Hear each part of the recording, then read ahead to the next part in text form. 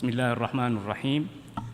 Excellences, Monsieur le Président, Monsieur le Secrétaire général, Excellences, Mesdames et Messieurs, j'aimerais de prime abord vous réitérer mes félicitations les plus vives à l'occasion de votre élection à la tête de l'Assemblée générale et exprimer notre profonde gratitude à l'endroit de votre prédécesseur pour le travail accompli.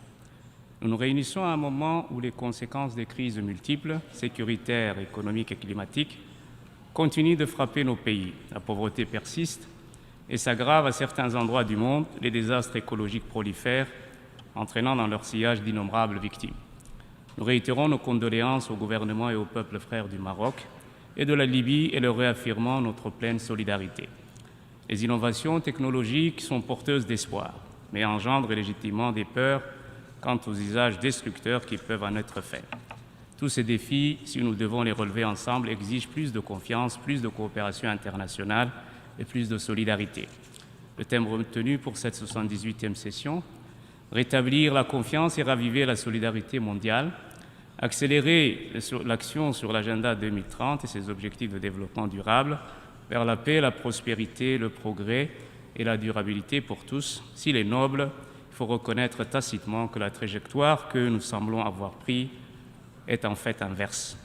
Le déficit de confiance et la suspicion mutuelle sont omniprésents et affectent de manière négative la coopération internationale. Au multipartisme inclusif et intégré que le secrétaire général a appelé de ses vœux, s'oppose une logique des clubs et des groupes, ce qu'un analyste a appelé le minilatéral. Cette érosion de la confiance n'est pas soudaine. C'est le résultat d'une lente détérioration, d'une part, à la résistance implacable au changement des institutions mondiales, née à la fin de la Seconde Guerre mondiale, d'une inégalité qui se creuse et se fossilise, ainsi que la compétition géopolitique accrue de ces dernières années. Elle n'est cependant pas, de notre point de vue, irréversible. Il est donc impératif que nous investissions massivement dans les efforts multilatéraux pour renforcer la confiance et la solidarité entre les États. Au cœur de cet effort se situent pour nous les Nations unies. Ensemble, imaginons un système multilatéral qui tienne compte des réalités géopolitiques du moment, y compris la prolifération de ces groupes, non dans un schéma de compétition institutionnelle, mais de complémentarité renforcée, de coordination étroite, où tous, sans réserve ni hésitation, s'engagent à renouer des liens de solidarité forts et indissolubles. Nous devons réapprendre à nous faire confiance. Nous devons bâtir un système multilatéral réformé, juste et représentatif, où tous trouvent leur compte puissant et moins puissant. Nous devons pouvoir ensemble envoyer un message sans équivoque, ni doute, que nous sommes déterminés à bâtir une organisation robuste, qui répond de manière crédible aux défis titanesques du moment.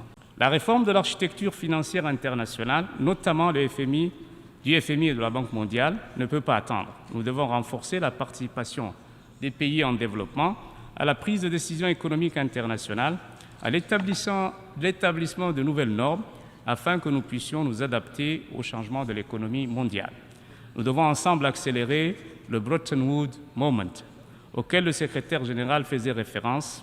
Le dialogue doit s'intensifier autour de la réforme de l'architecture financière internationale entre les institutions financières multilatérales et les Nations unies dans le respect, bien sûr, du mandat de chaque organisation.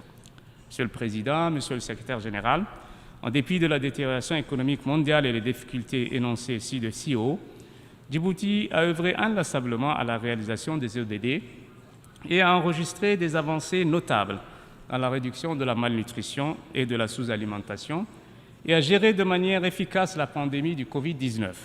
Djibouti a intégré les ODD dans nos plans nationaux de développement et nos stratégies telles que la vision Djibouti 2035.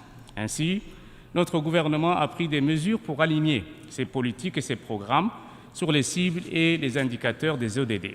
Nous avons également identifié des domaines prioritaires qui correspondent à des ODD spécifiques tels que la réduction de la pauvreté, l'accès à l'eau potable et à l'assainissement, ainsi que la croissance économique durable. En fait, notre pays est confronté à des défis liés à la pauvreté, au chômage et au développement des infrastructures qui sont au cœur des ODD.